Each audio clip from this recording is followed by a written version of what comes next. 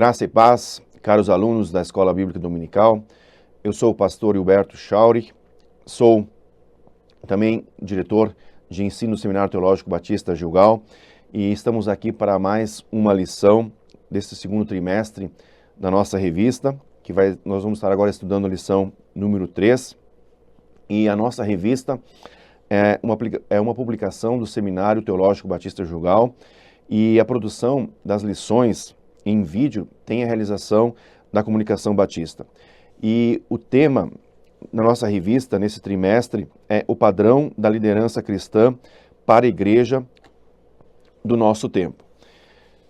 Vamos então estar estudando a lição número 3, que tem por título Moisés e a Lei do Sacrifício. O texto base utilizado então para o desenvolvimento desta lição encontra-se em Êxodo, capítulo 3, do verso 1 ao verso 12, e o texto áureo para esta lição encontra-se em Êxodo, capítulo 6, e o verso 1, que nos diz: Então disse o Senhor a Moisés: Agora verás o que hei de fazer a Faraó, porque por uma mão poderosa os deixará ir. Sim, por uma mão poderosa os lançará da sua terra.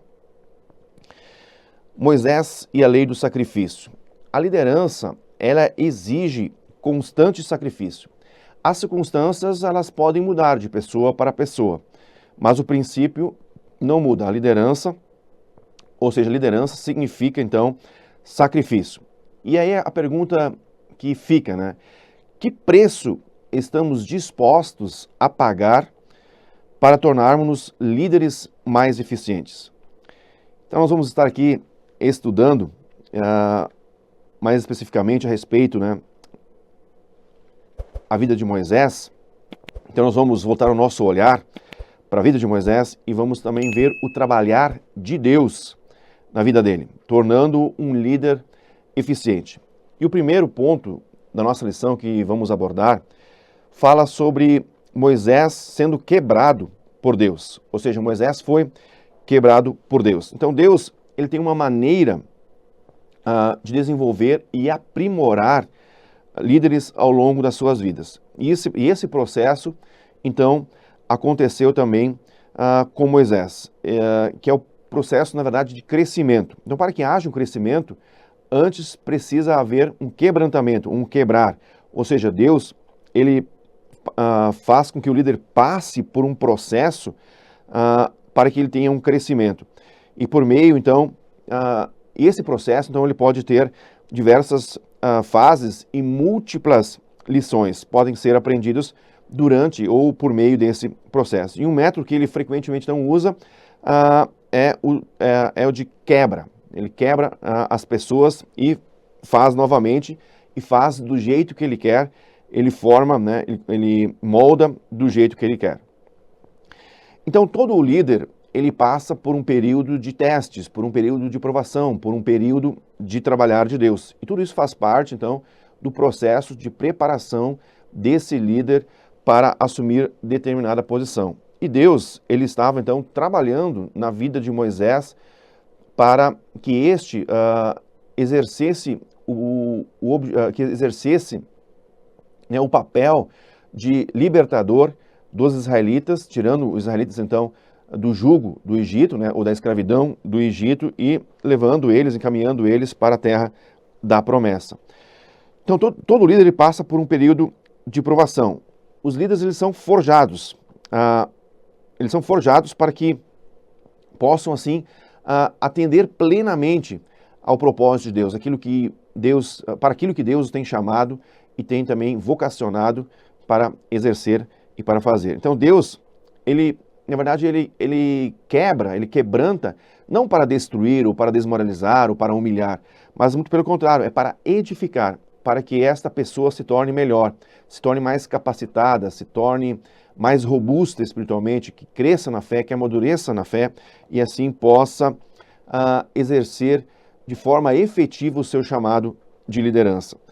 E a partir deste olhar, ou a partir desse ponto de partida, né, nós queremos ver três aspectos que Deus, então, realizou em relação a essa quebra, a esse quebrantamento, na vida de Moisés. Então vamos analisar 3 aspectos desse quebrar de Deus na vida de Moisés, que também pode ser aplicado na nossa vida, ou pode ser o meio que Deus use, né, para trabalhar as nossas vidas, para forjar o nosso caráter, para nos capacitar, para nos habilitar para o exercício efetivo da liderança, segundo o propósito que Ele tem para as nossas vidas. Então Deus, Ele liberta os líderes da sua mundanidade. Moisés, como nós sabemos pelo texto bíblico, Moisés ele foi instruído em toda a sabedoria ou em toda a ciência dos egípcios. Mas Deus, na verdade, chamou, né, Moisés para romper completamente com o Egito. Nós temos, então, o conhecimento de que Deus ele chamou Moisés para esse propósito, mas Deus queria usar Moisés de uma outra forma, não como Moisés imaginaria que ele fosse usado. Para isso, então, Moisés ele foi rejeitado pelo seu povo, quando ele interviu, né, na briga de um egípcio com um israelita e acabou, então, matando o israelita. Moisés achou que ele estava beneficiando o seu povo, que ele estava fazendo algo, né, que iria agradar a opinião pública, digamos assim, né, dos israelitas em relação ao seu respeito, mas na verdade o efeito foi totalmente contrário. E então, Deus, ele quebra, no caso aqui, os planos dos líderes. Em Atos 7, 23 e 24, vemos que Moisés tinha 40 anos e resolveu então visitar o seu povo, né, os israelitas. E aí foi quando Moisés viu um israelita sendo maltratado por um egípcio. E aí ele saiu em defesa e vingou esse israelita que acabou então matando o egípcio. Então durante esse processo de capacitação, Deus ele acaba mudando os nossos planos. Que na verdade nem sempre aquilo que nós imaginamos que seja a forma mais correta ou a maneira mais correta, que seja o ideal, é o ideal de Deus. E Deus, ele procura então nos introduzir, ele procura nos alinhar, ele procura nos encaminhar para o centro da vontade dele. Ou seja, Deus, então, ele ajusta ou reajusta a nossa trajetória para que a nossa liderança, para que os nossos planos fiquem ou sejam alinhados à perfeita vontade dele. Então, durante o processo de quebrantamento, Deus ele submete, né, os nossos planos à sua vontade. Ou seja, Deus ele trabalha nas nossas vidas, ele nos quebra e ele nos molda. E durante esse quebrantamento, durante esse trabalhar de Deus nas nossas vidas, faz com que a nossa visão mude, que a nossa perspectiva mude, faz com que também a nossa compreensão do todo venha a ter outro significado. E, na verdade, esse é o objetivo de Deus, que nem sempre nós conseguimos visualizar, ou como conseguimos enxergar como Deus enxerga, ou da perspectiva que Deus enxerga. Então, Deus permite esse quebrantamento, Deus permite a provação, Deus trabalha nas nossas vidas para que a nossa perspectiva mude e que nós passemos a enxergar por meio das lentes de Deus, para que nós venhamos ver sob a ótica de Deus e não sobre a nossa ótica. Então, Deus ele muda, né, ele quebra os nossos planos para que eles venham ficar alinhados aos planos dele, à vontade dele. Um terceiro aspecto que nós vimos também que aconteceu na vida de Moisés, Deus ele quebra o orgulho dos líderes. Atos 7, 25 nos diz que Moisés pensou que seu próprio povo reconheceria que Deus o estava usando para libertá-los, mas eles não reconheceram. Isso deveria ter sido um grande golpe para o orgulho de Moisés, pois ele estava pensando que estava trazendo um benefício para o seu povo, mas ele acabou sendo, então, rejeitado pelo seu próprio povo. Então, durante o processo de quebrantamento, Deus forma humildade em nossos corações. Esse é um outro aspecto muito importante que Deus forja, né, que Deus trabalha nas nossas vidas. O líder ele precisa ter a humildade, né, bem presente. O líder precisa ser humilde, um líder humilde de coração. E muitas vezes romper é doloroso, mas é necessário, é crucial, né? E isso proporciona profundidade e também maturidade à vida do líder. Um segundo aspecto que queremos abordar nesta lição sobre Moisés e a lei do sacrifício, Moisés na presença de Deus. Moisés foi um líder que teve múltiplos encontros com a presença de Deus, ou seja, ele teve múltiplos encontros com Deus. Vemos na palavra de Deus, né, e temos esses registros que quando Moisés não teve um encontro com Deus na sarça. Então, Moisés teve um encontro com Deus, o Moisés esteve na presença de Deus quando ele esteve diante da sarça, que estava em chamas, que estava queimando, mas que não se consumia. Então, ali, Moisés estava na presença de Deus e ouvindo ali, então, a voz de Deus. Moisés também esteve na presença de Deus no Monte Sinai, também dentro da tenda da congregação. Ou seja, Moisés teve encontros contínuos com Deus, que acabaram impactando profundamente quem ele se tornou e como líder, e também como liderou. Deus, então, nos molda, né, e nos quebra, mas ele nunca nos abandona. Esse é um aspecto importante que vale destacar. Moisés passou por esse processo de quebra, por esse processo de transformação, por esse processo de regeneração, digamos assim, de remodelagem do seu caráter, mas jamais Deus o abandonou. Muito pelo contrário, Deus ele sempre se manteve próximo. Deus sempre esteve presente na vida de Moisés. E nós, como líderes cristãos, nós dependemos da presença de Deus. Nós precisamos desejar a presença de Deus. Nós precisamos almejar a presença de Deus constantemente nas nossas vidas. A nossa vida ela deve ser dirigida. Além de dirigida, ela precisa estar, então, sob os cuidados de Deus, sob a direção de Deus. Todos os nossos passos, nossas decisões, elas precisam estar alinhados, então, à vontade e o querer de Deus. E tudo isto ocorre mediante a presença de Deus, de nós estarmos na presença do Senhor, de nós estarmos em contato com Deus, em constante comunhão com o nosso Deus. Porque sem a presença de Deus, então, se nós não tivermos a presença de Deus, tudo que nós tivermos que fazer vai depender da nossa própria sabedoria e capacidade. Mas, quando nós estamos na presença de Deus, quando nós dependemos da presença de Deus e dependemos do recurso que Deus providencia, então nós recebemos capacitação sobrenatural, recebemos recursos sobrenaturais. Então, na presença de Deus, Moisés, ele recebeu 3 coisas. Ele recebeu, então, o propósito de Deus, o propósito então, que Deus tinha em relação ao seu povo. Nós vimos que o povo de Israel, segundo o texto que nós lemos em Êxodo 3, do 9 e 10, que diz: "E agora, eis que o clamor dos filhos de Israel é vindo a mim, e também tenho visto a opressão com que os egípcios os oprimem. Vem agora, pois, e eu te enviarei a Faraó, para que tires o meu povo do Egito." Então, aqui, na presença de Deus, Moisés recebeu o propósito da parte do Senhor, que é de tirar os israelitas do Egito. Também na presença de Deus, Moisés recebeu o plano.